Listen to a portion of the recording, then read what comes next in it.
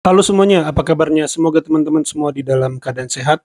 Ya, saya menemukan sebuah video di mana judulnya ini Gus Miftah dalam sebuah pidatonya dianggap mau menyindir Prof. Mahfud MD ya teman-teman. Ini adalah video yang diedit tentunya, tetapi mungkin saja argumentasinya masih saling berhubungan dan bisa diperhadapkan sehingga bisa menjadi sebuah adu argumentasi walaupun di tempat berbeda ya teman-teman. Saya juga belum menyimak, tapi saya ingin mengajak teman-teman menyimak bareng dan menganalisa bareng ya teman-teman video ini. Nah, bagaimana videonya? Coba kita simak dulu bareng-bareng. Saya selaku Ustadz belajar banyak bagaimana Pak Jokowi bersabar. Di satu sisi begitu baiknya beliau, banyak orang yang diangkat derajatnya, diberikan peluang. Tahu-tahu menjelek-jelekkan. Maka mohon maaf, dalam peribahasa Arab agak kasar, mohon maaf, disampaikan, berikanlah makan kepada anjing 3 hari, maka dia akan mengingatmu selama 3 tahun. Tapi sebaliknya, berikanlah makan kepada manusia 3 tahun, maka dia akan melupakanmu selama 3 hari. Bahwa Pak Jokowi, dia bisa kok meninggalkan orang yang membesarkannya. Dan itu yang dilihat orang setahun terakhir ini. Bahwa Pak Jokowi, demi keluarganya, dia bisa kok ninggalin orang yang membesarkannya, yang membesarkan keluarganya, tanpa ampun. Ninggalin yang membesarkannya, yang membawanya dari pabrik, apa namanya ini ya, pabrik mebel itu, ke kursi wali kota, memindahkannya dari Solo ke Jakarta, memindahkannya jadi karga presiden istana 2 periode, lalu memberi juga kursi jabatan bagi anaknya, lalu menantunya. Cuma sekejap aja dia tinggalin kok orang yang membesarkannya, yang membesarkan keluarganya, tanpa ampun. Dan ini akan menjadi catatan sejarah yang akan dikenang dari generasi ke generasi bahwa pernah terjadi. Kami berjalan bersama-sama Jokowi dari bawah, dari dia masih wali kota, dia jadi gubernur, dia jadi presiden, kita bareng-bareng, kita jaga sekuat-kuatnya dan sebaik-baiknya, sehebat-hebatnya. Semua kader PD Perjuangan pasang badan buat Jokowi, semua berkorban pasang badan buat Jokowi. Ada beberapa yang waktu pemilu meninggal karena kelelahan juga untuk memperjuangkan Jokowi, dan semua itu punya nilainya. Dan hanya orang terhormatlah yang bisa menilai pengorbanan sekian banyak orang untuk dirinya. Tapi sekali lagi, rakyat tidak bodoh. Rakyat dengan segala macam caranya dia akan ingat peristiwa demi peristiwa. Dia akan ingat hinaan demi hinaan, dan bagaimana ada kelompok yang menghina Jokowi dan kami bertahan. Jokowi pernah mau diimpeachment 2 kali di DPR. Usul itu sudah bergulir, kita cegah, kita tahan. Kita buka sejarahnya, dan percayalah, sekali lagi saya katakan, keadilan akan mencari jalannya sendiri. Saya seringkali mengatakan, mohon maaf Pak, karakter kita itu seperti wasit sepak bola, lari ke sana kemari mencari kesalahan orang lain. Tapi yang terjadi hari ini adalah selalu saja kita mencari-cari kesalahan orang lain.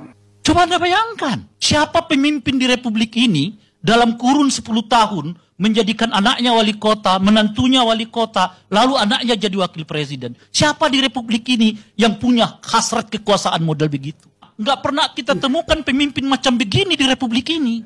10 tahun kepemimpinan Pak Jokowi, banyak hal yang kita bisa pelajari. Mudah-mudahan apa yang telah ditanamkan nilai-nilai oleh Bapak Jokowi bisa tumbuh dan berkembang di masa kepemimpinan Bapak Prabowo. Tapi kalau menuju ke sana undang-undang harus dirubah, itu problem. Rubahlah undang-undang untuk rakyat, rubahlah undang-undang untuk bangsa, rubahlah undang-undang untuk membuat orang miskin menjadi sejahtera.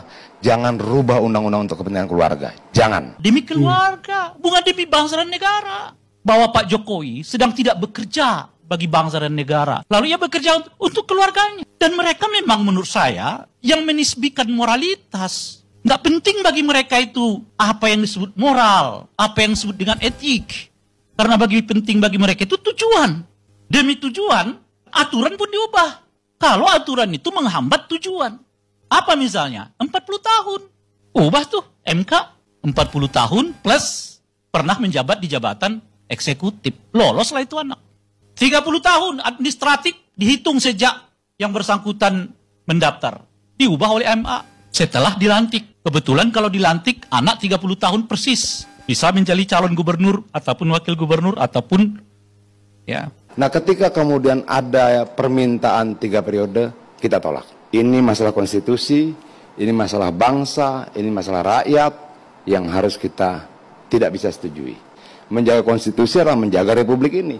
Menjaga konstitusi adalah menjaga bangsa dan rakyat kita. Kalau kemudian ada yang marah karena kita menolak penambahan masa jabatan 3 periode atau perpanjangan, bukan karena apa-apa, itu urusan masing-masing, tapi memang untuk menjaga konstitusi. Kodari selalu mengatakan, gue tuh yang usung 3 periode, kata Kodari itu. Tetapi dijamin sama presiden. Dong jelas-jelas Ibu Mega yang ngerti, nggak benar itu 2 periode, saya tolak. Kalau presiden yang dimaksudkan 3 periode itu adalah Pak Jokowi, dia yang justru pertama kali mengatakan, hei Kodari, berhenti mengkampanyekan 3 periode. Kalau tidak, saya tendang kau dari istana. Kan begitu mestinya. Ibu Mega yang nggak tersangkut dengan kekuasaan itu saja berdiri di depan, saya tolak 3 periode, karena itu bertentangan dengan konstitusi. Jadi kalau kita menyebut bahwa di belakang 3 periode itu ada namanya Pak Jokowi, tidak berlebihan juga, wong dia biarkan kok. Ketua partainya aja melarang, saking melarangnya beda jalan tuh, bisa jalan sekarang. Nah itu dia, demi hasrat memajukan keluarganya, dia bisa kok meninggalkan orang yang membesarkannya. Dan itu yang dilihat orang setahun terakhir ini. Ya, judul videonya ini pukulan super telak. Mau serang Mahfud malah tampar muka Jokowi. Argumen Gus Miftah dirontokkan Adian Napitupulu dan Ray Rangkuti. Ya teman, tentu ini mungkin karena ada statement dari Gus Miftah, orang yang diangkat tadi ya, dan salah satu yang diangkat itu kan Profesor Mahfud ya, dalam arti diberi jabatan Menko Polhukam, tapi belakangan Prof Mahfud itu gencar mengkritik Presiden Jokowi. Tapi setelah saya dengar lagi, sebenarnya kondisi psikologis dari Profesor Mahfud itu ya dia tidak tahan ya teman-teman, karena ketika dia bersikap biasa aja, tidak didengar, ngomong biasa, tidak didengar gitu ya teman-teman, maka dia memutuskan menaikkan tensi ya teman-teman. Dia memutuskan untuk menaikkan tensinya gitu ya teman-teman, karena kalau ngomong baik-baik tidak didengar. Ini tentu dalam hal persoalan utak-atik hukum yang belakangan selalu ramai ya, perubahan aturan mendadak, misalnya perkara yang loloskan Gibran, lalu ada peluang perkara yang loloskan Kaisang. Ini benar-benar membuat gemes dan geram orang yang bergelut dan membidangi hukum seperti Profesor Mahfud ya teman-teman. Jadi di sini sosok yang diangkat lalu mengkritik itu adalah Profesor Mahfud ya teman-teman, dan sesuai dengan judulnya ada tadi juga statement-statement dari Ray Rangkuti. Kalau bicara masalah menyerang orang yang berjasa, Pak Jokowi juga diangkat oleh PDIP, diberi tiket, itu yang penting ya, diberi tiket anaknya, menantunya, tapi balik menenggelamkan PDIP. Jadi sebenarnya di politik itu tidak ada teman abadi, yang ada hanya kepentingan abadi. Masalah moralnya silakan teman-teman menilai sendiri. Saya pikir itu yang bisa saya komentari. Terima kasih yang sudah menyimak sampai selesai. Sampai jumpa di video saya selanjutnya.